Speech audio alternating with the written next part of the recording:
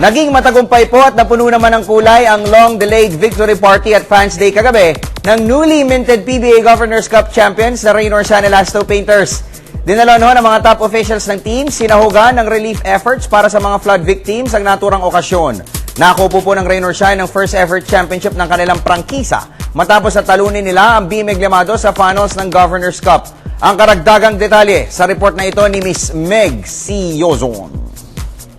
Idinao sa Robinson's Galleria sa Ortigas Center, dinaluhan ng daan-daang fans ang victory celebration ng Rain or Shine Elasto Painters na nagsilbing formal introduction na rin ng koponan para sa kanilang kampanya sa 38th season ng PBA.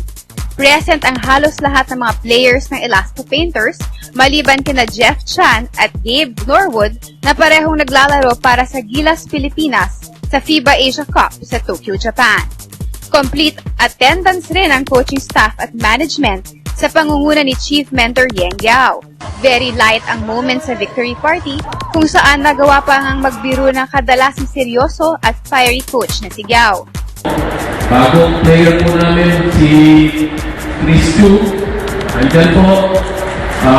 Kinuha po namin siya dahil pinapahirap na po ako. Ako lang magandang lalaki sa team na ito. Ang hirap eh. Sobrang hirap. Video lang ako. Bukod sa usual meet and greet, photo op at autograph signing, nagsagawa rin ng relief efforts ang Rain or Shine at ang mga PBA Properties Incorporated. Marami-rami ang kanilang naipong used clothes, delata at iba pang goodies na ididiretso naman agad ng Alagang PBA Foundation sa mga biktima ng kalamidad sa Kamanava area.